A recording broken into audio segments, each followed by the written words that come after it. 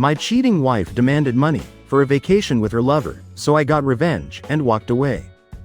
Years ago, I had no clue that my life would take such a drastic turn. Back then, I was an ambitious lawyer. Focused on winning every case, my clients were often unsavory characters, some even dangerous, whose names were whispered in circles. I wasn't always proud to be associated with them, but I thrived in the chaos, quickly realizing that law wasn't just about justice. It was about strategy. My ability to navigate this shady terrain earned me both wealth and notoriety.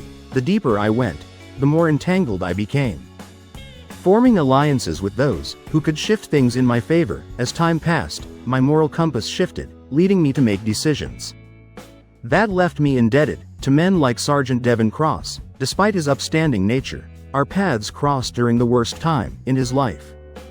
That encounter would later come back to haunt him, linking us in an unspoken contract he owed me after I saved his family's home from foreclosure, and it wasn't long before I called in that favor. What neither of us could anticipate was how this debt would bring unwanted attention to both of us. Falcon's Nest, a bar and grill along the aging Route 7, sits at the intersection of 3 counties.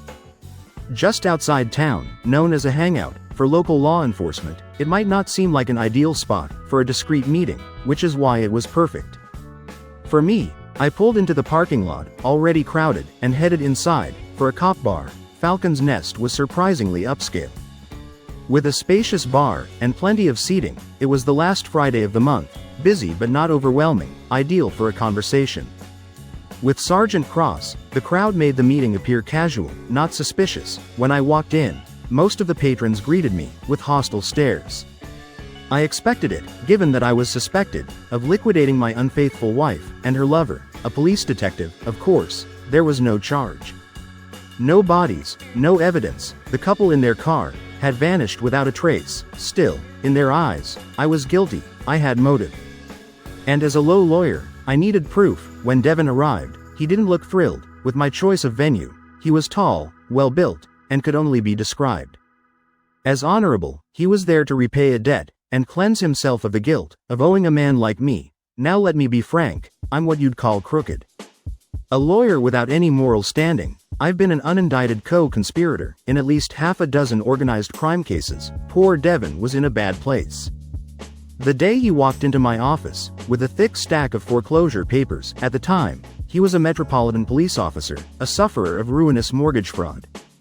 It was early 2008, and he, his wife, and their 4 children were about to lose their home. He had already approached every honest and semi-honest lawyer, but had found no real help. He came to me out of sheer desperation. Frankly, I'm not sure why I helped him. He was a good, honest cop, loyal to his friends, but he wasn't someone I could use, and he couldn't pay. He admitted that right away. Online scammers had taken his last dime. The foreclosure was scheduled for the next day. He just sat in my office, this large, physically strong man, with tears in his eyes, telling me about his daughter, his little princess, who had cancer. He didn't know how to tell her and her brothers that they were about to lose their home. I filed for bankruptcy to stop the sale. Then I had some of my shadier clients visit a mortgage broker and get a confession that the foreclosure documents were forged. In other words, a mortgage fraudster, backed by 2 of the more violent criminals, had for once told the truth. It only took a bigger bribe to the court than Deutsche Bank was willing to pay to finally get some justice. Why did I do all this? I still don't know, but it was tough for Devin Cross to accept that his family home had been saved by a crook like me. You chose a strange place to meet, he said. Even someone like me has a conscience. I didn't want you to feel obligated by helping me, so you picked this place. He asked, his tone wary. The barmaid approached. What can I get you, Lottie? She asked. She and I had a long history of harmless flirting, and me giving her way too much advice. She had a young son, and no man at home. Having made the mistake of choosing looks over reliability, there was tension in Lottie's expression. Everyone believed I was guilty, so I must be, which meant that anyone seen with me would suffer. And yet, I noticed Lottie came to the table when she could have easily passed my service to someone else. Lottie was a good friend. As it turned out, I had more people like her than I realized. I didn't want them to suffer for staying loyal to me. I needed to fix my life and show people they could feel comfortable around me again. Devon Cross stood in my way, offering me a lifeline, but I had to make the most of it. 2 Boston beers, Lottie. I said, I have to say, counselor, you've got guts coming in here, where Paul Moreno's friends and colleagues hang out. Devon said. Paul Moreno was the guy who seduced my wife and dragged me into all this trouble. He, his Ford GT, and my wife vanished on the night of March 17th, St. Patrick's Day, after back-to-back thunderstorms flooded 3 counties. Around Shea Creek, in one of the western states, it would have been called a river, but here it's misleadingly called a creek, a name that's caused plenty of suffering. People have tried for years to build bridges and structures around it, only to pay with lives and property for underestimating the Shea. By the morning of March 18th, all the emergency crews were focused on rescuing flood sufferers. No one realized my wife and her lover were missing for a few days. Then, of course, all suspicion fell on me. Fortune favors the bold, as they say. I told Devon. We made small talk for a while, as he got down to business. After 2 beers, I finally said, just tell me what you came to say, and I'll handle the rest. Don't worry, no one will ever know. The advice came from you. He leaned in and whispered, they've got a warrant, and they're coming to your house and office at 6 a.m. on Sunday. I pushed my chair back, stood up, and let it crash to the floor. Then I shouted, look, when I need advice, I'm not going to get it from some subway pig, and that guy will be a better friend than you, and for the last time. I don't know what happened to my wife. I stormed out, leaving a bewildered Devon behind, but he was sharp, and would realize that everyone would assume the worst. They'd think he was an ambitious cop trying to get ahead. Pushing for a confession from me wouldn't hurt his career, but being seen in a secret meeting with me would destroy him. As it stood, the encounter was public enough that no one would believe he had tipped me off. Walking out of Falcon's Nest, I sighed. I had only myself to blame for how things had spiraled out of control. I'd let my emotions cloud my judgment. Now I'd have to work hard to get out from under the oppressive weight of justice in this country. Yet my late wife's words about milk haunted me like a swarm of bees, stinging my heart until all the life drained from it. October 1st, I saw him again today. He's very tall and handsome, with wavy black hair. Jenny says she knows him. In fact, she slept with him. He's a cop, which means he's probably following me. Because of Bruce, it's hard to imagine someone as ordinary as Bruce making people so suspicious, but it's likely due to his being a lawyer. For high-profile criminals, the people he deals with are much more intriguing than poor Bruce. Don't get me wrong. I love him dearly. He's like a teddy bear, the kind of person you feel safe with. I'll never understand why people think he's dangerous. Jenny says the cop chasing me is a real stud. He's loaded. His name's Paul Moreno. She's been seeing him for the last 6 months. Her husband Bob is like a carbon copy of my Bruce, except he's got a dull real estate practice instead of handling criminal defense. You can't blame Jenny for falling for a cop's charm. Temptation like that is hard to resist. After 5 years of marriage and 2 kids, she's craving excitement, or so she says. As for me, after 15 years of marriage and a 14-year-old daughter, I'm ready for a rocking chair on the back porch. Women like me just don't catch the attention of young studs anymore. It makes me feel ancient. October 15th, Bruce is out of town again. Lately, it feels like he's traveling more and more. If it were anyone else, I'd suspect infidelity. But Bruce is loyal like a spaniel. He joined a gym today, thanks to Jenny. She's into fitness and wanted a workout partner. I'm not in bad shape, not like Bruce, who's dealing with middle age, but I figured I could use some toning. I've upped my morning jog from 1 mile to 2. Still, I need to work on my stomach and bum. I've been feeling anxious about the idea of my daughter leaving home. Maybe getting in shape will help. Why did I let my 14-year-old talk me into sending her to boarding school? Rachel's so much like my mother, full of ambition, with little concern for others. Mom still mocks my choice of career, but I believe helping others is the highest calling. Being a social worker can be frustrating, but on those rare days, when you help someone change their life, it's incredibly rewarding. Rachel might be trying to escape the stigma of Bruce's profession. People say such cruel things, and a teenage girl can be very sensitive. Maybe it's better for her to leave, but I'll still miss her. I saw him again today. God, he's so handsome. He was at my gym, looking like a total stud. In a tight suit, you could see the definition of his abs, but I tried not to stare at the bulge in his shorts. Why he's still following me, I don't know. But Paul Moreno is definitely catching my attention. October 17th, I saw Paul Moreno at the gym again today. He caught my eye, and held my gaze, until I had to look away. Jenny thinks he's interested in me. But I can't imagine why, unless it's because of Bruce. I've been thinking about Paul a lot lately. It's just a harmless fantasy, right? Nothing wrong with that. November 2nd, I voted today, though it probably doesn't matter. As I was leaving the polling station, I saw Paul again. He wasn't even trying to hide. He hadn't been following me for a while, but over the past few days, he's reappeared. He actually said hello this time, so I stopped to talk. "Are you following me again?" I asked, turning to face him. "Well, that's my job, and my excuse," he replied, with a smirk. "But what if I was just following you, for other reasons? Why would you do that?" I questioned, narrowing my eyes. He grinned. "Have you looked in a mirror lately?" I sighed, and waved him off. "Stop, I'm the mother of a teenager." "Ever heard the term MILF?" he asked, his tone playful. "No, what's that?" I responded, confused. He leaned in slightly. "It's a term for a hot mom, who catches the eye of younger guys." "Stop it, I'm an old lady," I said. Shaking my head, he chuckled softly. "Yes, you are an older woman, but not old, just mature." At that moment, I saw someone I knew, and ended the conversation. I couldn't believe he was flirting with me, like that. Sure, I've lost 5 pounds since joining the gym, but still, a young guy interested in me, it's flattering. I used to feel intimidated by all the younger women, with their fit bodies, but getting a personal trainer, and sticking to it, is clearly paying off. Bruce has noticed, too. He just sent me 24 roses, when I called to ask why. He said he wanted to send flowers to his beautiful wife. What can I say about a man like that? I love him deeply. I might flirt with a handsome young man, but I'll never betray my devoted husband, Jake, I said, as soon as he picked up the phone. "Jesus, do you know what time it is, counselor?" he groaned, sounding half asleep. "I've been calling you since about 9, I replied, frustration creeping into my voice. "I've been at work," Jake Trumbull explained. "Well, I've got a new job for you," I said, getting straight to the point.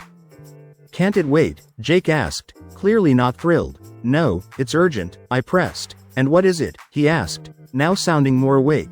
"I need a complete black binder, at my residence and office, by Sunday dawn." "This Sunday?" Jake questioned, surprised. "Yes, this Sunday," I confirmed.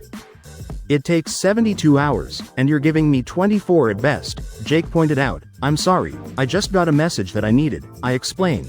"Well, it's going to cost you a lot," Jake warned. "How much?" I asked, bracing myself. 35, Jake said, "after all the business I've sent your way." "That's my special price. For anyone else, it would be 50. Jake made no mention of the fact that it was unlikely I'd live to send him any more cases. Moreover, at this point, whether I was a business partner or not, I was in no position to bargain.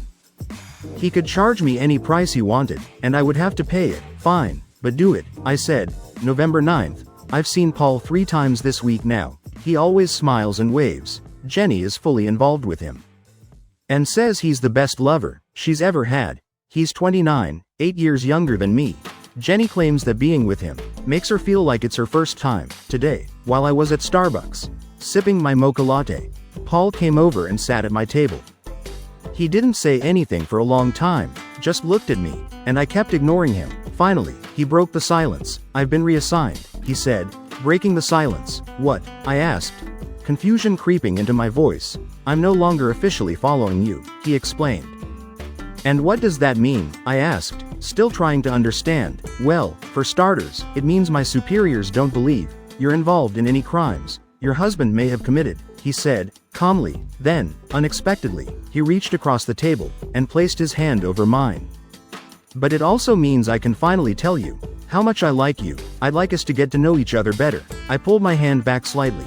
"You know I'm married. What do you mean by get to know me better?" He gently took my other hand between his.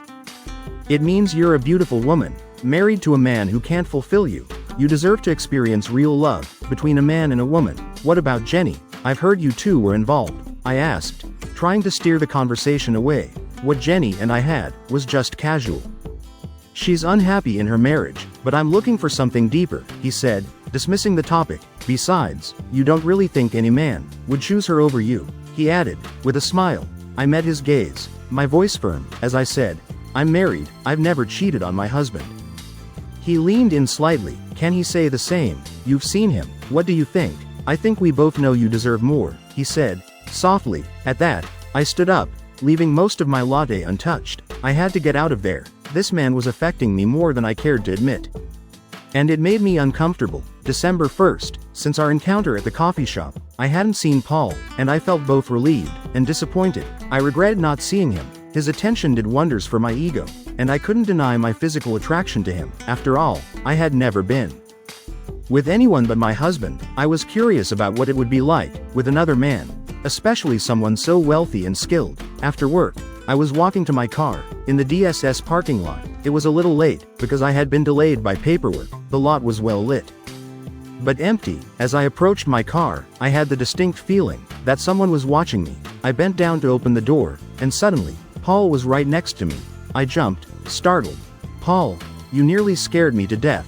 Are you stalking me now? I'm sorry, he said, slipping his hand around my waist, under my open coat. I just needed to see you. I can't stop thinking about you. I probably should have been scared, but in truth, he had been on my mind constantly. I wanted to see him, too. Please, I begged, leave me alone. I can't do this to my husband. Instead of responding, he leaned in and kissed me. There was an electric force between us. I need you, he said, more than I've ever needed any woman. If it were just about me, I'd leave you alone. But I can feel your body calling to me. I couldn't stop myself from kissing him back, but then I pulled away, jumped into my car, and shut the door. I can't. I wish I could, but I can't. They didn't bother knocking. 4 officers in tactical gear picked the lock and barged into my house. Early Sunday morning. I suppose they thought they'd catch me off guard. Asleep. Instead, I was already up in the kitchen, making what the tourist brochures call a full English breakfast. Sure, I swapped out the kippers for lox, but I found a specialty shop that sold kidney pie. I was frying scrambled eggs in a large pan when the first officer stormed into the kitchen. I hope you like scrambled eggs, I said, as he grabbed me and shoved me outside. They threw me into a police van. While they ransacked my house, they tore up carpet and dug through my flower beds. Thankfully, most of my floors were wood, so they only damaged a few boards and left the upper floors relatively untouched. The basement, though, they completely wrecked. What bothered me most was when they went after the trunk of my car. It felt unnecessary, since I'd left the keys in the ignition, but it seemed destruction was their main goal. Still, they weren't entirely heartless. After they finished tearing apart my house, a few officers I'd gotten to know over the years invited me to Denny's for lunch. So, where'd you hide the bodies, Bruce? They asked. Well, I ate what they called the big breakfast, which was a letdown compared to the meal I'd planned. As far as I know, there aren't any bodies. Come on. They disappeared in March. It's October now. Do you think it'll rain today? It's been pretty dry since those spring and summer storms. My flower beds are ruined, so I'll have to replant bulbs if I want flowers next spring. But at least I'm better off than the folks near Shea Creek, I said, referring to the flooding in the area. The officers at Denny's weren't interested in the flood or my flowers. They only cared about one thing: getting a confession. They were desperate because they had next to no evidence. The problem was, I knew how quickly things could change. Just like a creek spilling over. You might not see those spring flowers, but you'll feel better if you help us out. We know you had your reasons. Maybe you just lost control. Stop being a lawyer for once, and own up to it. We'll work with you. I don't think it'll rain. Looks like we're in for a drought. After all that wet weather, I'll stop by Lowe's later for some light bulbs. Okay, have it your way, lawyer. But cop killers get the death penalty in this state. You might want to think long and hard about that. December 9th, I had one hell of a day. We got an early call, 5 kids in need of protection. Normally, I don't work with Child Protective Services, but it's the busy season, with a bad flu outbreak, and people taking time off for the holidays. We were short-staffed and had to be flexible. Still, placing 5 children under 7 in emergency care was no easy task. By 4 a.m., we had placed the children and set up support for the new foster parents. I was feeling pretty good about it until the state foster care department called.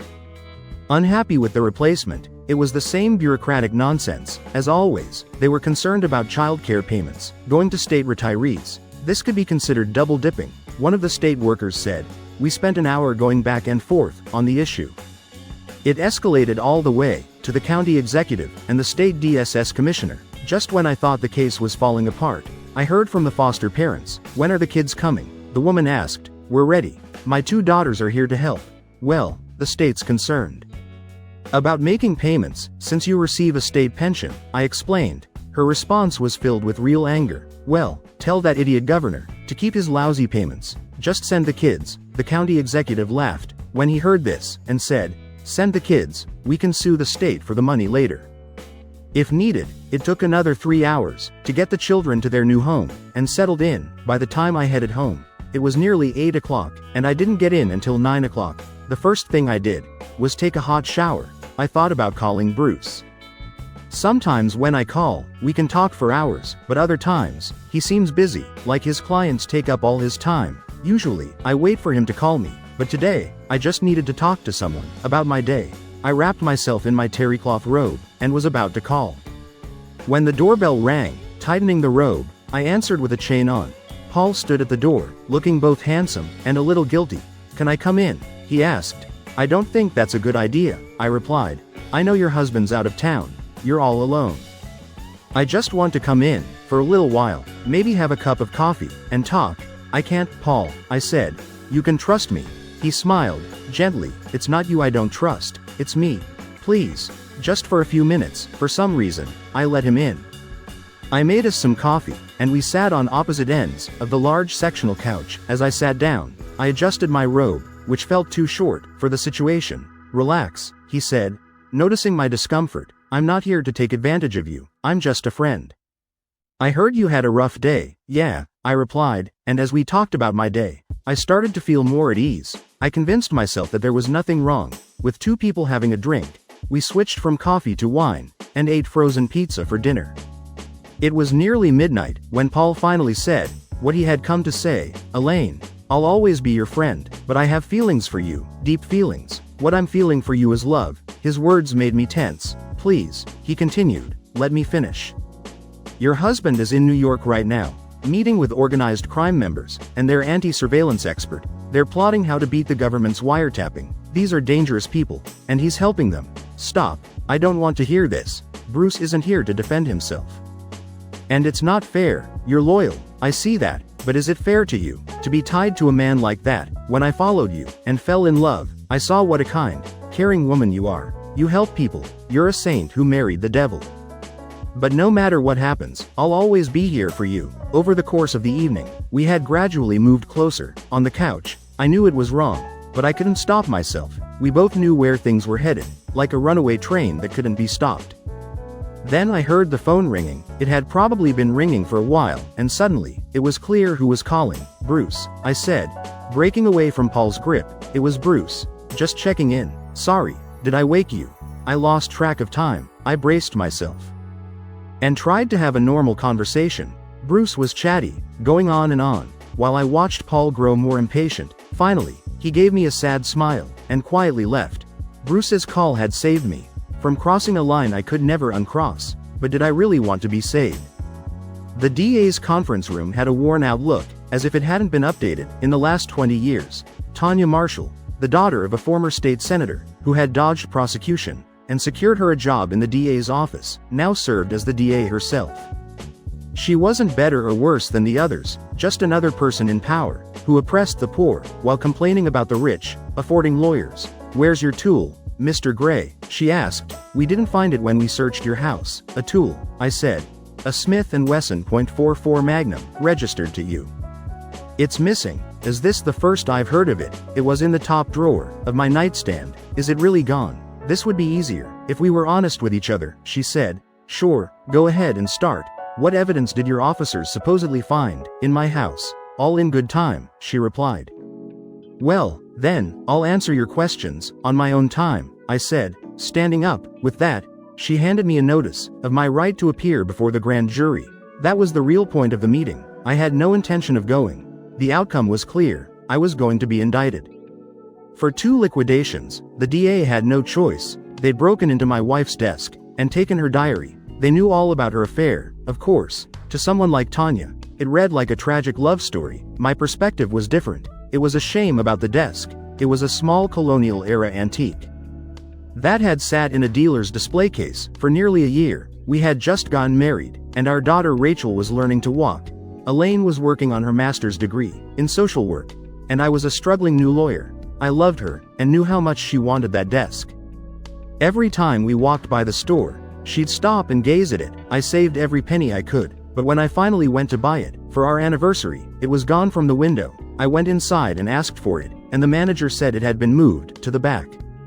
When it was delivered to our little apartment, Elaine was overjoyed. Over the years, I watched her sit at that desk, thinking how lucky I was to have her. Love is made up of those little moments. Her excitement over that antique desk, our daughter's first steps, buying our first house. Elaine's pride when she earned her master's degree. All those moments combined, they form what people call love. When they opened the desk and found the diary, I suppose I could have left the drawers unlocked, but then they might not have noticed the diary. Locking them made it stand out. And I needed them to find it. Still, the destruction of the desk stung. Maybe it made me realize that Elaine was really gone. The diary had the effect I expected. Its contents leaked quickly, and the pressure on the DA's office ramped up. They had what they saw as proof. And the public knew about the affair. My unfaithful wife and her lover had become a modern-day Romeo and Juliet. January 2nd. I can't do this, can I? Jenny just laughs at my hesitation. What's wrong with you two? Your husbands are out of town. You go to his apartment, and no one will ever know. Or it's that simple. How am I ever going to face Bruce again? I asked, feeling the heavy weight of guilt. I don't care what people say about him. He's always treated me well. What am I supposed to say? If he finds out, blame him for leaving you alone all the time, Jenny suggested, casually. Brushing aside my worries, he doesn't really leave that often, I muttered, trying to defend Bruce, despite my internal struggle. And when we're together, we have a good marriage. It's just that Paul makes me feel things I've never felt before. Like I said, Bruce won't find out, and if he does, just do what I did with Bob, Jenny said, her voice indifferent. What did you do? Remember the day we arrived here? And Bob looked so upset. Yeah, I remember. At one point, he asked to lie down in the bedroom, or he looked almost sick. Well, he found out I had slept with Paul. And I told him everything. I told him I still loved him, but that there was nothing he could do about it. I said a man like Paul knows how to treat women. Bob probably wanted to eliminate him, but physically, he couldn't take on Paul. You're lucky Bob doesn't own a tool, I said. Knowing Bruce wasn't the type to react that way, honestly, I added, thinking it over. I don't think Bruce would handle it like Bob did. I have a feeling he'd do something about it, but Jenny insisted I was wrong.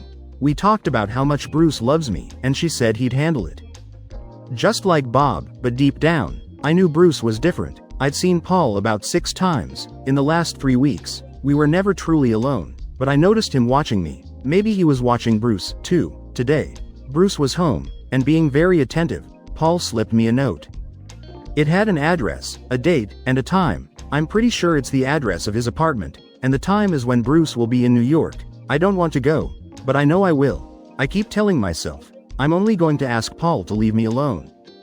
January 15th. God, what have I done? I spent the day at Paul's apartment. It started off fine. I told him we couldn't be alone together, that I couldn't betray my husband, but things spiraled out of control, and we ended up in bed. I left in tears, swearing it wouldn't happen again.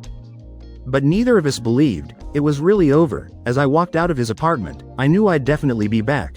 Tanya's presentation before the grand jury was far better than her usual, which meant it was good, like the product of a ghostwriter. Her boss, District Attorney Silva Marks, sat beside her. Marks wasn't about to let a subordinate steal all the glory, but wasn't foolish enough to handle the case herself. I represented myself.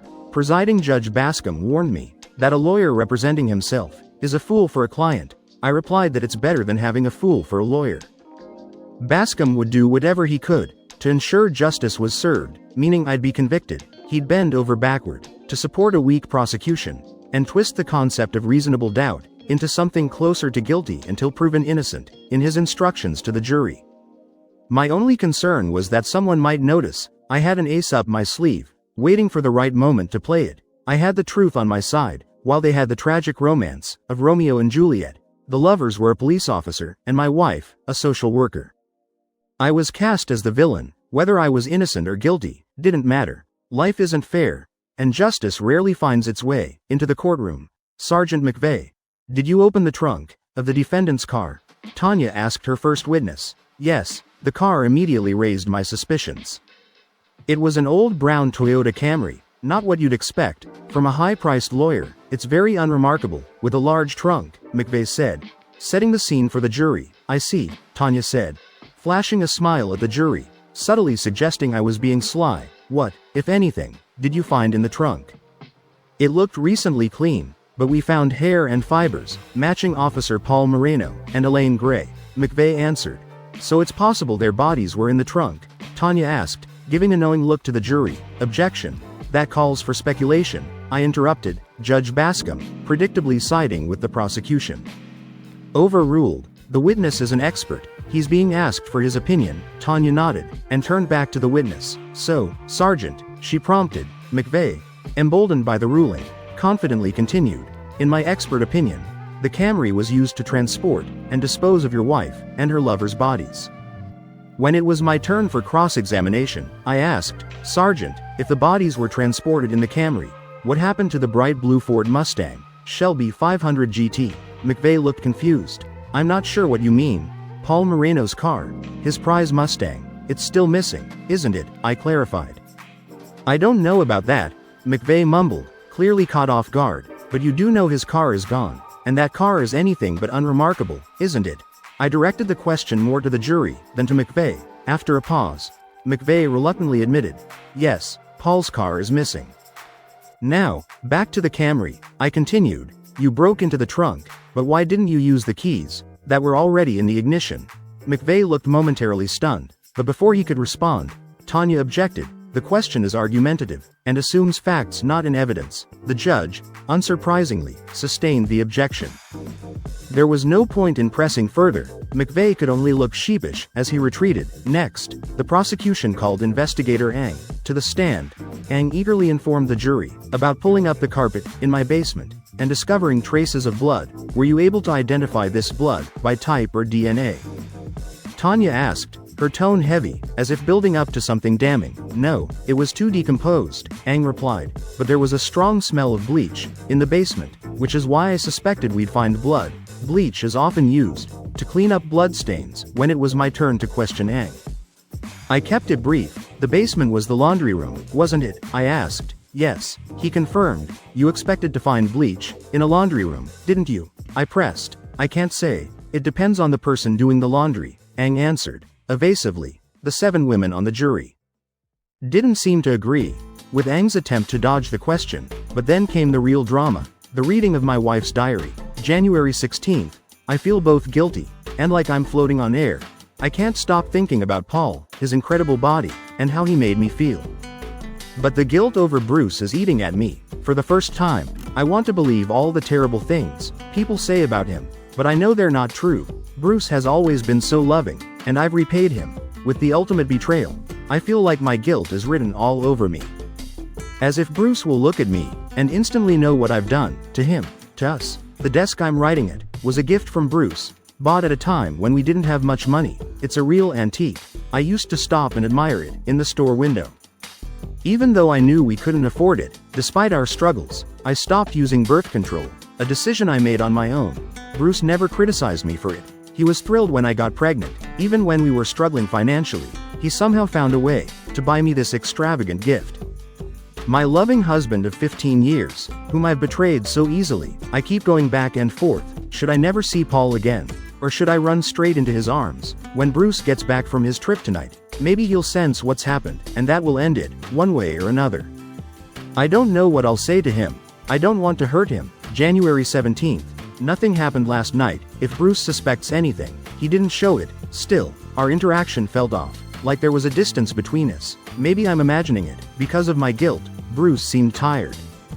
So I'll just have to wait and see. I left for work early this morning, barely able to look him in the eye. I had barely made it to work when Paul called. We chatted until I had to get back to my job, and somehow, talking to him lifted my spirits. It gave me hope that everything would work out. I have to admit, what I feel for Paul is love. Maybe not the same love I have for Bruce, but it's something I've never experienced before. January 19th. I took a long lunch today, not really for lunch, but to meet Paul at his apartment. He works the 4 to midnight shift, so we had a couple of hours together. When I got home, Bruce seemed calm, but I can't shake the feeling that something's different between us. There's a distance I can't quite figure out. February 12th, this past month has been chaos. My affair with Paul has intensified. We see each other at least twice a week, during the day, and when Bruce is out of town, which has been happening more often, we meet in the evenings. Paul told me that Bruce is involved with some very dangerous people. The FBI is concerned because Bruce is helping them with anti-surveillance technology, blocking their warrants. The equipment is illegal, but can be purchased with special permits. Paul didn't say it outright, but I know he's still monitoring Bruce. I should be thankful Paul always knows where Bruce is, but the tension between Paul and me is growing. I'm torn between two men I love, and their enemies. I'm trapped in a no-win situation. Bruce has been such a good husband, showering me with gifts, sending flowers, and being so loving, but I can't shake the feeling. He knows what's going on. He hasn't shown any signs, but after 15 years, I can tell something is bothering him. March 16th. Rachel is home for spring break. I haven't seen her since Christmas, and she seems happy, but I suspect she wanted to go to boarding school to escape the rumors about Bruce. She loves him, but she can't avoid the whispers. It must be hard for her to deal with what people say about her father. With Rachel home, Paul and I can't meet at the house, and Paul mentioned that people at work are getting suspicious about us. It would ruin his career if anyone found out. Paul plans to ask for a transfer. He wants me to leave Bruce. But when it comes down to it, I know what Paul is asking of me is wrong. What I've been doing with him is wrong on so many levels. Seeing Rachel reminds me that I'm first and foremost her mother, and Bruce's wife. They don't deserve the pain I would cause by leaving with Paul. The hurt I would inflict on my family far outweighs the pain I'll feel losing Paul. I think I'm finally coming to my senses. This passion for Paul has clouded my judgment. I need to do the right thing. When I see Paul tomorrow, I'll end it. It will hurt him, but he'll survive. Jenny is waiting for him. I know that she's young and beautiful, and her husband can't stop her infatuation with Paul. A man like Bob doesn't stand a chance against someone like Paul. People say Bruce isn't like other men. Would Bruce hurt Paul if he found out? I don't think Bruce would ever hurt me. But maybe I'm wrong. The rumors, the horrible things people say about him, they can't all be true, can they?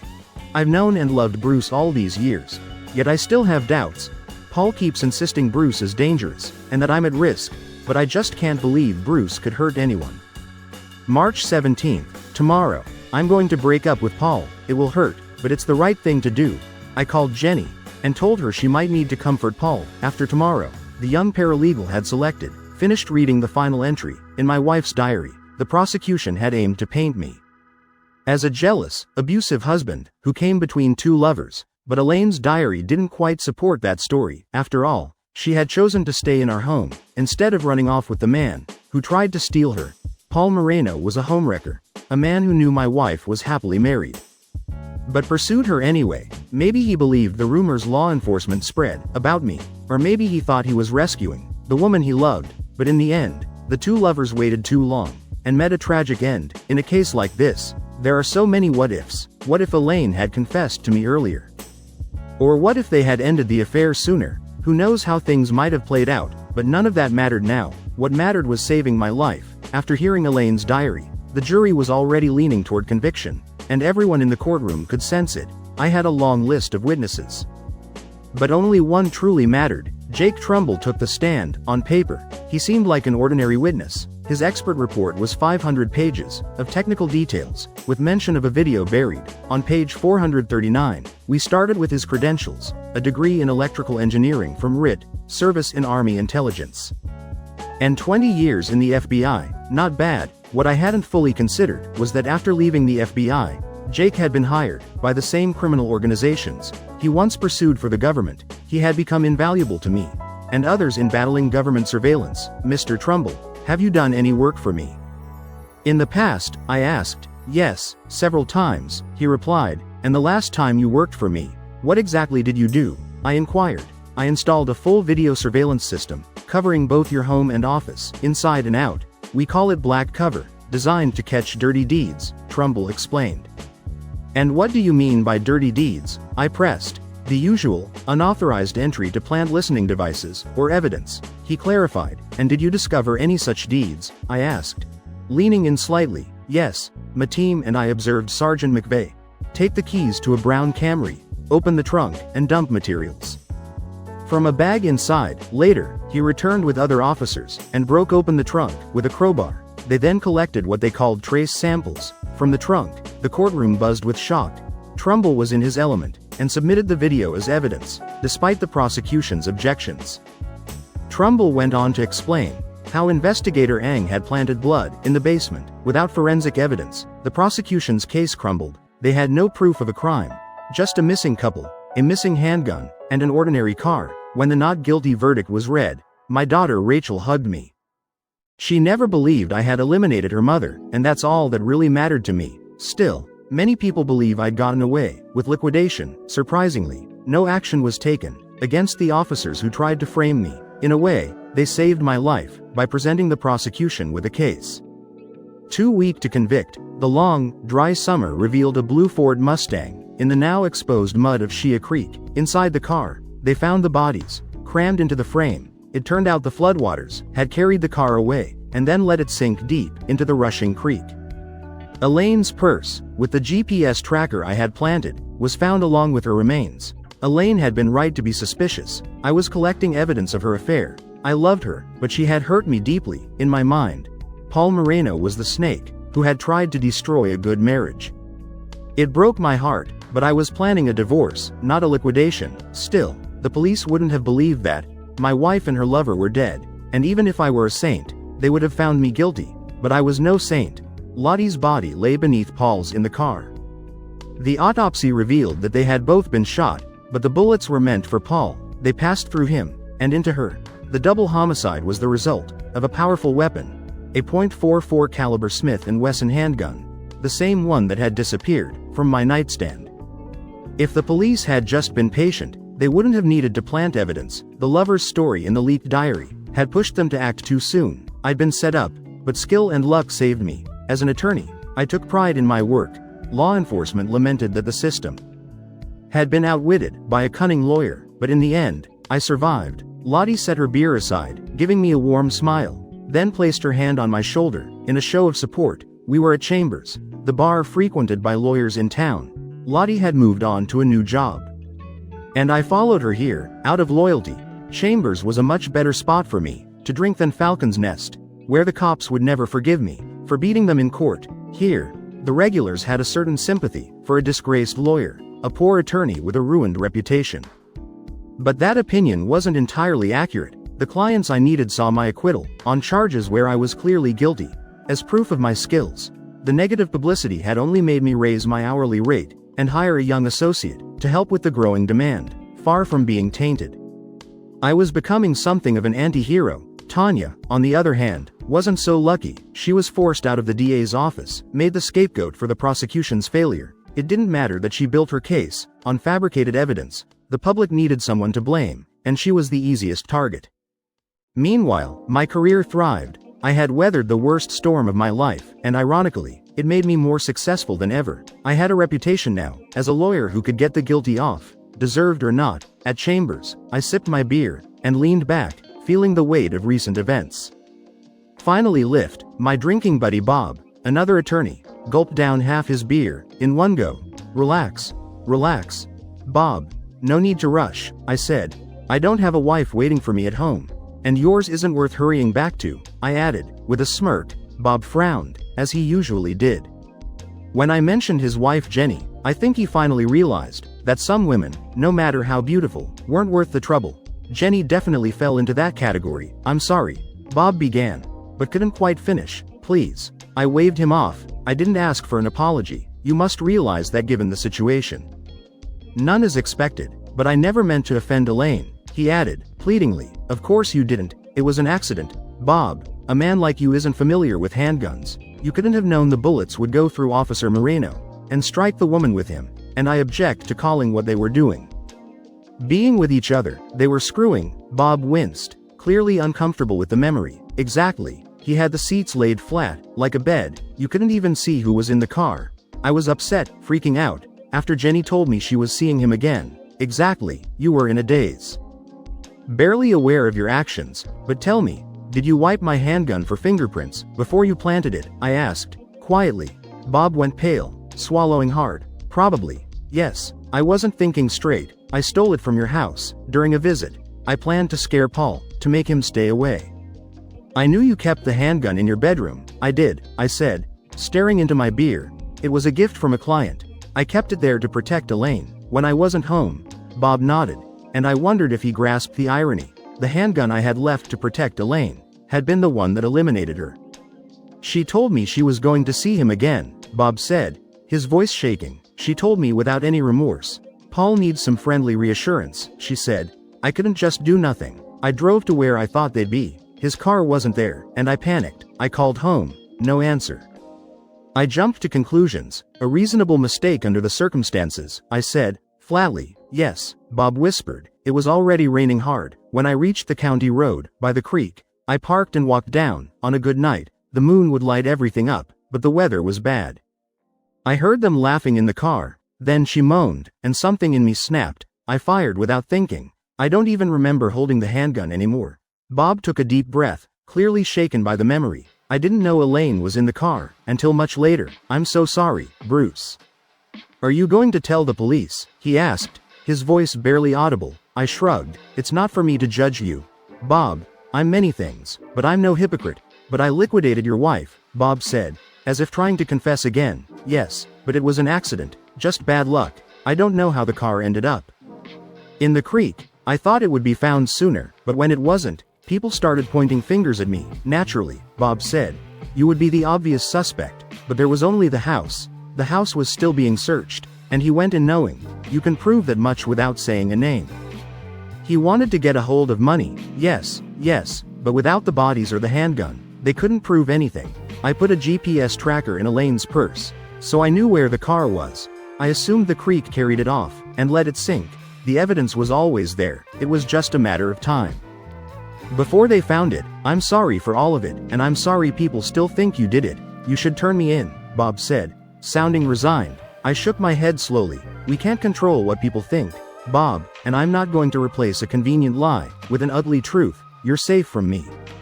Then why did you invite me here? Bob asked, clearly confused. To give you this, I said, pulling a folded document from my jacket and handing it to him. What is it? He asked, eyeing the paper with suspicion. My bill, of course, I replied, calmly.